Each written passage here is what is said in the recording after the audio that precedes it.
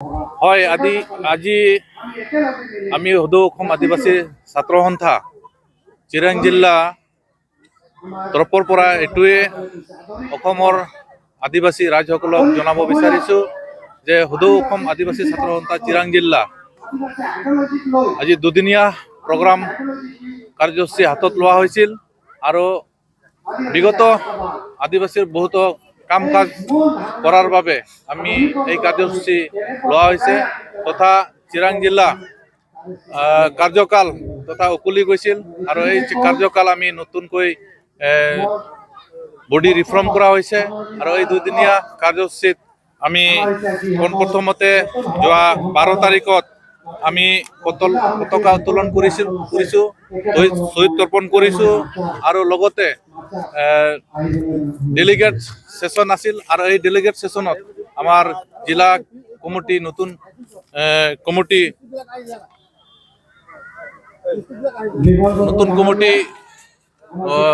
গঠন কৰা হৈছে আৰু আজি মুকলি সভা আমাৰ আলহী আছিল মুখ্য অতিথি আছিল উইলছন হাজদা লগতে খাম্পা বৰগোহাঞি আৰু আমাৰ কলেজৰ প্ৰিন্সিপাল ৰঞ্জিত বসুমতাৰী হাই সেকেন্ডাৰীৰ প্ৰিন্সিপাল ৰহেন বসুমতাৰী আৰু চম্প্ৰামাৰী এখেতসকলক আজিৰ মুকলি সভাত বিশেষ আলহী আছিল আৰু আমি এই চিৰাং জিলা সমিতিখন মজবুত কৰিছোঁ আৰু যাতে আমাৰ আদিবাসীৰ কাৰণে বিভিন্ন সমস্যা সমাধানৰ কাৰণে এই নতুন কমিটি বনোৱা হৈছে যাতে ভালদৰে কাম কৰিব পাৰে।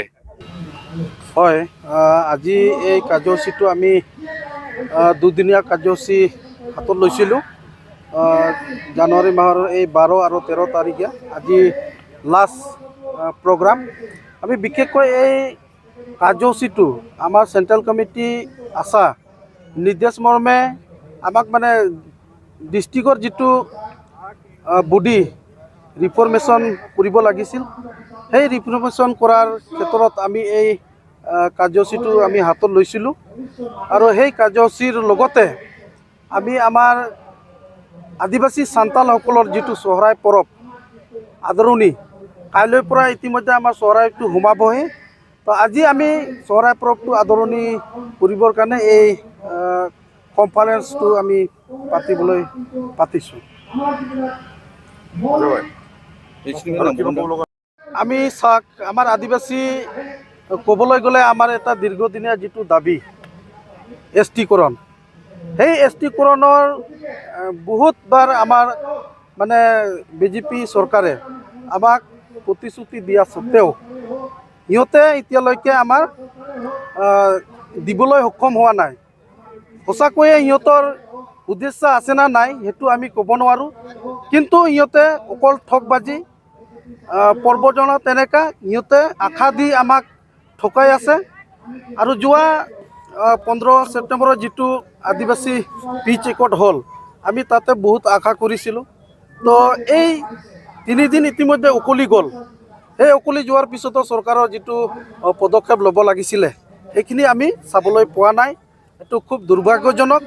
মই ষ্টেট চৰকাৰ আৰু চেণ্ট্ৰেল চৰকাৰক মই আহ্বান জনাইছোঁ যে আমাৰ আদিবাসীৰ যিটো মূল সমস্যা, সেই সমস্যাৰ ওপৰত অতি সোনকালে তেখেতসকলে যাতে পদক্ষেপ গ্ৰহণ কৰে। তাৰ কাৰণে মই এই কনফাৰেন্স আমাৰ যিটো কনফাৰেন্স প্ৰগ্ৰামৰ যোগেদি নাইবা আপোনালোকৰ মিডিয়া থ্ৰুৰ যোগেদি মই তেখেতসকলক আহ্বান জনাইছোঁ। তো আমি আমাৰ যিটো 2 দিনীয়া প্ৰগ্ৰামত আমি যথেষ্ট আলোচনা কৰিলোঁ যে আমাৰ আদিবাসীটোক আমি কেনেকৈ নেতৃত্ব দিম। বিশেষকৈ আমি চাবলৈ পাই আছোঁ এতিয়া আমাৰ আদিবাসীসকলৰ যিটো ভূমি পাটা এতিয়া লেণ্ড মেলা হৈ আছে। সেই লেণ্ড মেলা ক্ষেত্ৰত আমাৰ মানুহে বহুতে তেনেকুৱা মানে সঠিকভাৱে কাগজ পত্ৰ দিব নপৰাত সিহঁতে কাম কৰিব পৰা নাই, নাইবা কিছুমানে সিহঁতৰ মানে শিক্ষাৰ অভাৱত আমাৰ মানুহে অফিচত যোৱাৰ কাৰণে অলপ কিবা অসুবিধাও পায়। তাৰ কাৰণে এই লেণ্ড মেলাৰ যিটো মেলা হৈছে, সেই লেণ্ড মেলাটো কেনেকৈ এপ্লাই কৰিব লাগে সেইখিনি বস্তু আমি আমাৰ পাব্লিকক মানে এৱাৰনেছ দিবৰ কাৰণে আমি বিশেষকৈ আলোচনা কৰিছোঁ। তো মই এইখিনিয়ে ক'ব বিচাৰোঁ, যিটো আমি চাই আছোঁ ছ'চিয়েল মিডিয়া নাইবা কিছুমান জেগাত যিটো ফৰেষ্ট লেণ্ড আমাৰ মানুহে বিশেষকৈ তাতে বেছি বসবাস কৰি আছে। সিহঁতকো আমাৰ মানুহ যিটো ফৰেষ্ট লেণ্ডৰ যিটো পাট্টা দিব লাগিছিলে, BTC চৰকাৰে হওক বা অসম চৰকাৰে হওক, সেইখিনি যিটো যোৱা ইলেকশ্যনৰ ক্ষেত্ৰত সিহঁতে প্ৰতিশ্ৰুতি দিছিলে, কিন্তু আজিলৈকে সেইখিনি মানে ৰূপায়ণ কৰিব পৰা নাই, নাইবা যিটো প্ৰতিশ্ৰুতি আছিল সেইখিনি ৰক্ষা কৰিব পৰা নাই।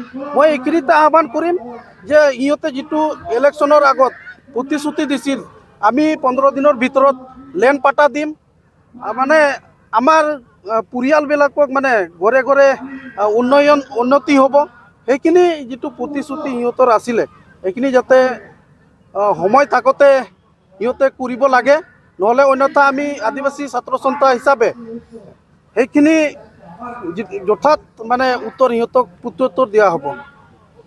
আমি যদি চাবলৈ যাওঁ, চৰকাৰে আপোনালোকৰ যিটো নেকি কিছুমান দাবী সেইটো দায়িত্ব নলয়, যদি দায়িত্ব নলয় আপোনালোকে আগন্তুক সময়ত কি ব্যৱস্থা লোৱা হ'ব? হয়, আগন্তুক যিটো দাবী সঁচাকৈয়ে আমাৰ আওকাণ কৰি আছে, আৰু আমাৰ যিটো মূল দাবী লয় সেই দাবীটো আমাৰ মাজত ডাইভাৰ্ট কৰিব বিচাৰি আছে। চৰকাৰে এনেকৈ আমাৰ মাজত মানে ষড়যন্ত্ৰ লগাই আছে, আমাৰ আদিবাসী জাতিটোক কেনেকৈ বিভাজন কৰিব পাৰে, কেনেকৈ ভাগ কৰিব পাৰে, আৰু আমাৰ মানুহক যদি ভাগ কৰাব পাৰে, সিহঁতে যিটো প্ৰতিশ্ৰুতি দিছে সেই প্ৰতিশ্ৰুতিটো মানে আমি যে পাবলৈ সক্ষম নহ'ম, সেইটো সিহঁতে এটা ফৰ্মুলা আমাৰ মাজত এপ্লাই কৰিছে। মই চৰকাৰক এইখিনি আহ্বান কৰিছোঁ, আপোনালোকে আমাক জাতিৰ নামত ভাগ নকৰিব, ধৰ্মৰ নামত ভাগ নকৰিব, অন্যথা আপোনালোকক আমি আশা হিচাপে আমাৰ বৃহৎ আদিবাসী জাতিটোক আমি ইউনিটি কৰি পেলাই, একত্ৰিত কৰি পেলাই আপোনালোকৰ বিৰুদ্ধে জঙ্গী আন্দোলন গঢ়ি তুলিম। नोंथाङा सानाय सुनाय बेरामनि जेंनायाव गोग्लैदों नामा? जुदि नोंथाङा सानाय सुनाय दंब्ला जिंगा सिनांगौ गैया। चिरां जिल्लानि बेंटल गेट साफागुरियाव दायो SI निउर'थेरापि सेन्टार दंसै। बे थेरापि सेन्टाराव नोंथाङा गोरलैयैनो देहानि सानाय सुनायखौ फाहामथाय लानो हागोन।